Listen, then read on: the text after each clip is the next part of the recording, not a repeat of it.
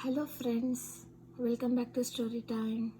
Today the story is about a magic tree house, a Merlin mission, Moonlight on the Magic Flute. Moonlight on the Magic Flute by Mary Pope Osborne. Last chapter, chapter 10, Joy. Go, go, said Jack.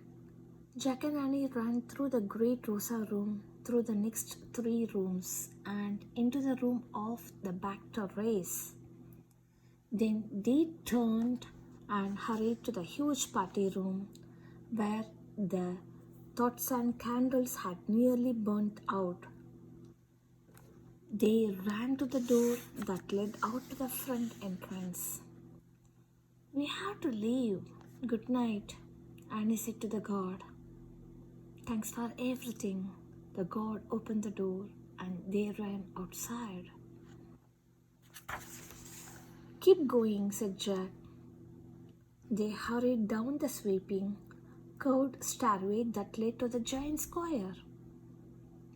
A line of coaches was parked below, waiting to pick up guests. Jack and Annie saw Joseph standing by his coach. The moonlight shone on his two milk-white horses. Joseph, shouted Annie.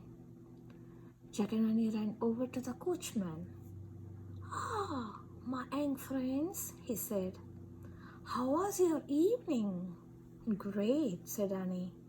But we have to go home now. Do you have time to take us back to the gate? Indeed, it is early, said Joseph. I can take you now and then return for my employer and his family. Joseph gave Annie his hand and helped her into the coach. Then he helped Jack. Joseph climbed up onto his bench and snapped the reins, and the two horses clumped over the cobblestones. So tell me now, young lady, said Joseph. Did you have a good time at the party?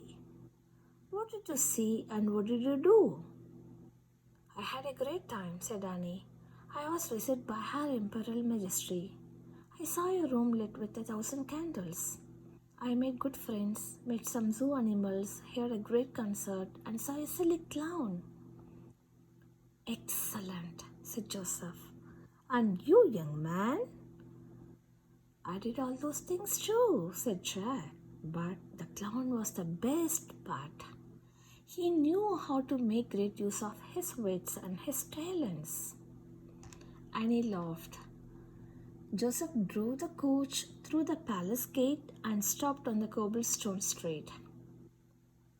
Where do you need to go? He asked. Oh, this is perfect, said Annie. We can get out right here. Thank you. Jack and Annie climbed out of the coach and looked up at Joseph. Thank you, Joseph, said Annie. Yeah, thanks a lot for the ride, said Jack. You two are very mysterious, said Joseph. You appeared out of the twilight and now you disappear into the moonlight. We are magicians, said Annie.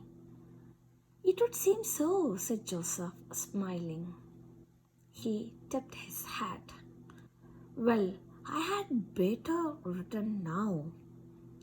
Good night, my young friends. Good night, Joseph, said Jack and Annie. Joseph flicked the reins and the milk-white horses clumped back toward the palace gates. Nice guy, said Jack. Let's go. Jack and Annie ran to the trees that lined the cobblestone street. There, said Annie. She grabbed the rope ladder. Annie started up to the tree house. Jack followed her. When they got inside, they looked out the window at the full moon shining over Vienna, Austria. Goodbye, Wolfie, said Annie. Good luck, kid, said Jack. Then Jack picked up the envelope from their invitation. He pointed at the words Frog Creek. I wish we could go there, he said. The treehouse started to spin. It spun Faster and faster. Then everything was still. Absolutely still. Jack opened his eyes. He sighed with relief. They were back in the Frog Creek woods. They were wearing their own clothes again. Jack was holding the magic flute. Ready? Asked Annie. Totally, said Jack. Jack carefully laid a flute in a corner of the treehouse. Then he and Annie climbed down the rope ladder and started for home. Jack was in such a good mood. He nearly bounced through the woods. The sun was going down, darkening the ground with lovely light. The air was soft and smelled like new leaves. Jack knew a good diner was waiting for them at home. When Jack and Annie came out of the woods, they took off running down the street. They crossed their yard, scrambling onto the porch, and banged through the front door. We are back, Annie called. Just in time, their dad said from the kitchen. Dinner is in a few minutes. Quick, before we eat, Jack said to Annie. He led her over to the computer. He sat down and typed in one word, Mozart.